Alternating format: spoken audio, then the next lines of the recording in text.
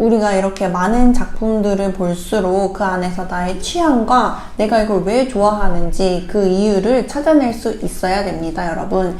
그래서 이 모든 감상 활동의 목적은 독창적인 아이디어를 여러분이 원하는 방식으로 시각화하기 위한 바탕을 만드는 과정이라고 보면 될 것 같습니다. 선생님이 초현실주의 작품 중에 되게 재밌는 거 몇 개 가져왔어요.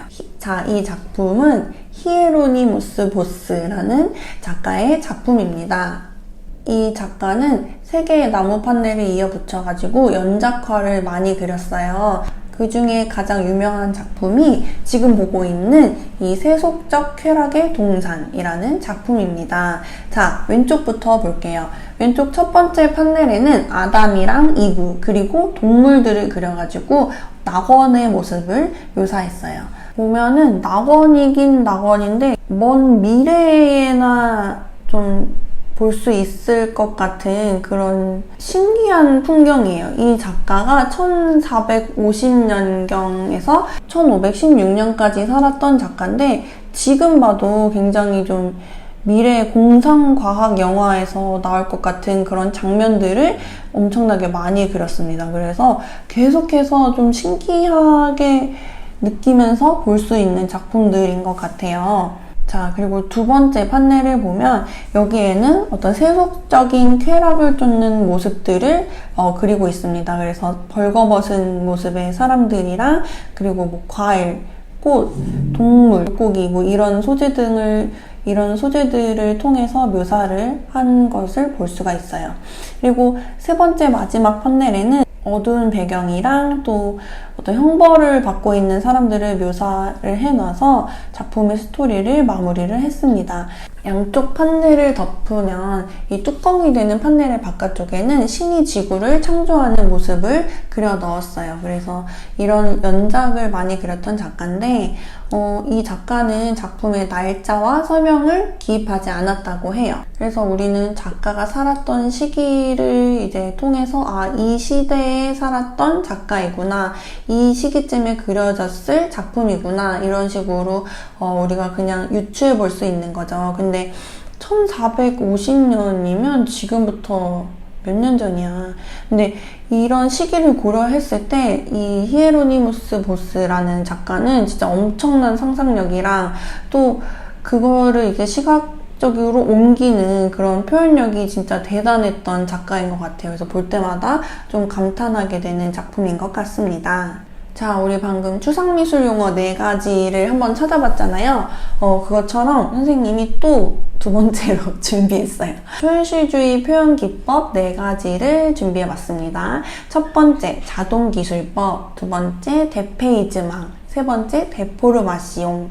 네 번째, 편집광적 비판. 자, 이번에는 단어가 조금 어려워요. 선생님이 설명하기 전에 이 4개의 사진을 보고 한번 연결을 해보세요. 첫 번째, 두 번째, 세 번째, 네 번째. 아마 거의 본 적이 없는 그림들일 것 같아요. 방금 선생님이 보여줬던 추상화 파트의 작품들이랑은 좀 다른 분위기죠. 선생님이 일부러 그런 건 아닌데 좀 어두운 분위기의 작품들을 가지고 왔네요. 첫 번째 그림은 뭘 그린 건지 모르겠어요. 멀리서 보면은 뭔가 풍경화가 산수화 같기도 하고 뭐 우리나라 전통 회화인가? 화선지에 좀 번지는 그런 느낌으로 볼 수 있을 것 같기도 해요. 두 번째 그림은 발인데 신발이야. 이게 발톱이랑 살이랑 핏줄이랑 다 있는데 위로 올라갈수록 뭔가 구두끈을 이렇게 묶을 수 있는 그런 신발의 모습을 하고 있어요. 자, 세 번째는 굉장히 좀 격정적인 그런 느낌을 주는 회화예요. 그리고 뭔가 하늘의 모습도 그렇고 사람들의 표정이나 아니면은 뭐 동작이나 어떤 그런 모습들에서 좀 어떤 일이 일어나기 직전에 좀 긴장감이 넘치는 그런 상황으로 유추해 볼 수도 있을 것 같아요. 그 다음에 마지막 그림은 이건 또 뭘 그린 건지 잘 모르겠어. 뭔가 사람처럼 보이기도 하는데 사람의 모습은 아니고 가까이 있는 게 어떤 동물의 뭐 뿔인가? 아니면 손인가? 아니면은 어떤 여자의 몸인가? 계속 이렇게 알쏭달쏭 정확한 형태를 찾아내기가 어려운 그런 그림이에요. 선생님이 한 가지씩 설명을 하겠습니다. 자, 자동기술법. 제일 먼저 자동기술법은 뭐냐면 우리 의식의 흐름 이런 얘기 자주 하죠. 특히 친구랑 수다 떨 때 그냥 맥락 없이 아무 하고 싶은 얘기를 하는 것들, 그런 것처럼 이 자동기술법도 그냥 무념무상의 상태에서 이제 손이 움직이는 대로 낙서처럼 그리는 그런 기법을 이야기합니다. 아니면은 어떤 데칼코마니나 프루타주 같이 우리가 예상할 수 없는 그런 우연적인 기법에 의해서 작품을 제작하는 방법을 이야기합니다. 자, 두 번째, 데페이즈망이라는 개념이에요. 데페이즈망, 데포르마시옹, 데콜라주, 데쿠파주 이런 식으로 되게 어려운 용어들이 많아요. 근데 그 중에 초현실주의 기법에 적용할 수 있는 두 가지 용어를 가지고 왔어요. 헷갈릴 수 있어요.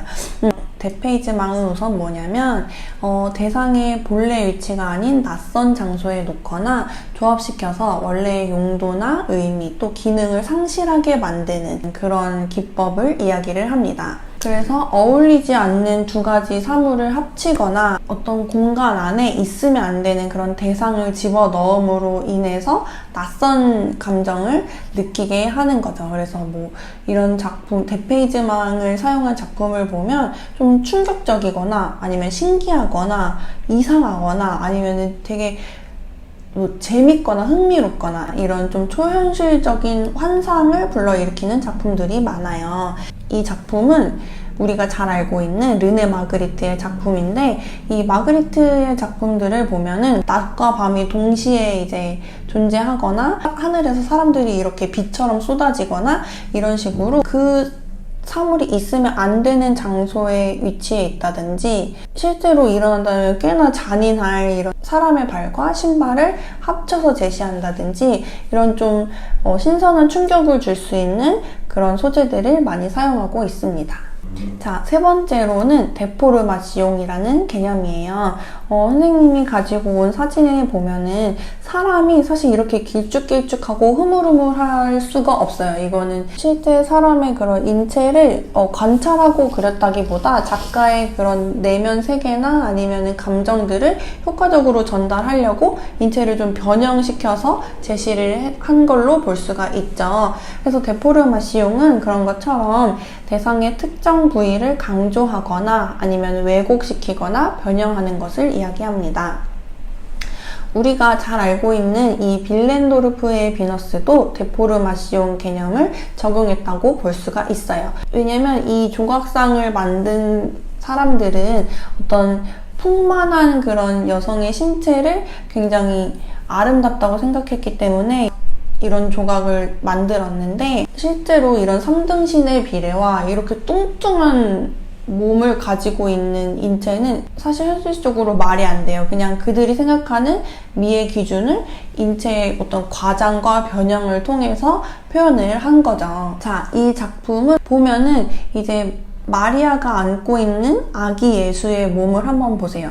여러분이 갓 태어난 아기를 선생님도 사실은 본 적이 없어요. 근데 애기들은 일단 비례가 거의 1대1이라고 우리가 얘기를 하잖아요. 이제 점차 성인이 되면서 인체의 비율이 바뀌게 되는데, 이 아기는 이미 태어날 때부터 한 5등신 정도 되는 것 같아요. 그래서 이 아기의 신체를 좀 이렇게 길쭉하게 늘렸잖아요. 그래서 여기서도 데포르마시옹이라는 개념을 우리가 찾아볼 수가 있습니다. 데포르마시옹은 초현실주의 말고도 매너리즘 시기의 작품들에서 많이 사용이 됐는데, 이런 식으로 좀 대상을 있는 그대로 재현하지 않고 변형시켜서 표현한 작품들이 많아요. 자, 마지막으로 편집광적 비판이라는 개념입니다. 편집광적 비판은 달리의 그림으로 선생님이 여러분한테 소개를 하려고 해요. 편집광 환자들은 환각 에 의해서 어떤 사물을 완전히 다른 것으로 인식을 해요. 그래서 헛게 보인다, 아니면 환각 상태, 아니면 잘못 봤어, 이런 편집광 환자들의 환각 이라는 점에서 착안을 해서 어떤 이중 영상이나 다중 영상을 일으키는 환각 효과를 작품에 적용한 기법입니다. 그리고 뭐 수면제나 어떤 약을 과다 복용했을 때 뭐 꿈과 현실을 제대로 구분하지 못하는 그런 경우가 굉장히 많아요. 너무 피곤해서 이렇게 정신없이 잠이 들었을 때 다음날 아침에 일어나서 어제 그거 꿈이었나? 진짜였나? 내가 밥을 먹고 잤나? 아니면 꿈에서 밥을 먹었나? 뭐 이런 식으로 헷갈리는 거, 그런 개념들을 적용한 것을 편집광적 비판이라고 합니다. 그래서 우리가 처음에 이 그림을 봤을 때 사람인가? 아, 아니었네? 이거는 뭐 동물인가? 아, 아니었네? 잘못 봤네? 이런 식으로 작가가 일부러 의도를 하는 거죠. 선생님이 되게 좋아하는 영상을 하나 첨부했는데 여러분이 이거 꼭 봤으면 좋겠어요. 한 7분짜리 애니메이션인데 이 살바도르 달리랑 디즈니가 콜라보해서 이제 제작했던 애니메이션이에요. 이 영상 작업을 제작하다가 이제 전쟁 때문에 중단이 되었다가 이제 몇십 년 후에 디즈니에서 복원을 해서 이제 발표를 했었는데 선생님은 이거 아마 100번도 넘게 봤을 거야. 근데 여러분도 한번 보고 초현실주의란 이런 것이구나, 이중형상 기법이란 아니면 편집광적 비판이란 이런 거구나, 굉장히 재밌네, 생각보다 되게 재밌는 작품들이네, 이런 느낌을 한번 느껴봤으면 좋겠어요. 지금 선생님이 첨부해놓은 사진에도 보면은 이런 그림 많이 봤죠. 뭐 꽃병으로 보이기도 하고 사람 2명의 얼굴로 보이기도 하고 뭐 오리로 보이기도 하고 이런 사진들, 그림들 많이 봤을 텐데 이 그림도 마찬가지로 얼굴 2개로 보이기도 하고 그 얼굴들이 맞닿은 곳에 어떤 발레리나의 형상이 보이기도 하고 이런 재밌는 여지를 만들어주는 것을 편집광적 비판 이라는 개념을 통해서 설명을 할 수 있을 것 같습니다. 자, 선생님이 오늘은 일상의 사물을 조금 다른 시각으로 재밌게 바라보고 변형시켜서 표현한 작가들의 작품과 그리고 추상과 상상이라는 주제로 추상화와 초현실주의 작품들을 여러분에게 소개를 했어요. 선생님이 과제로 뭘 냈냐면 첫 번째, 다음 초현실주의 표현 방법 중 한 가지를 적용하여 일상을 주제로 아이디어 스케치를 해보자 라는 과제를 냈습니다.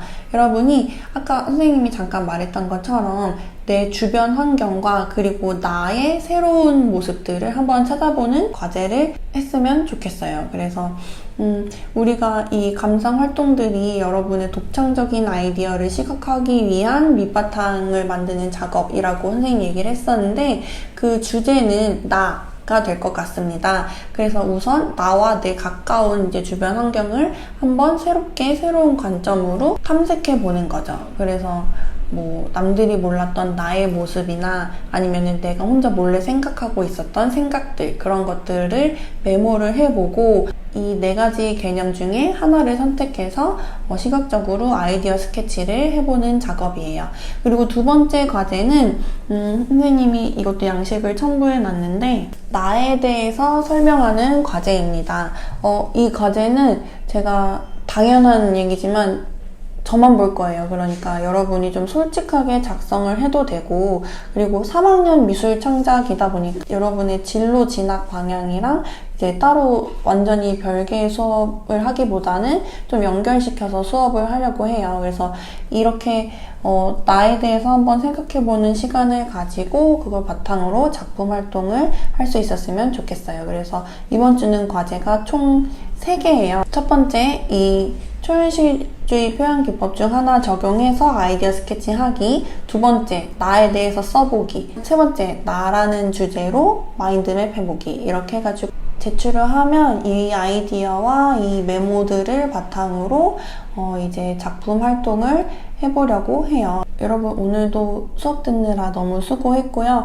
집에서 안전하게 잘 지내고 학교에서 만날 수 있었으면 좋겠습니다. 고생하셨습니다.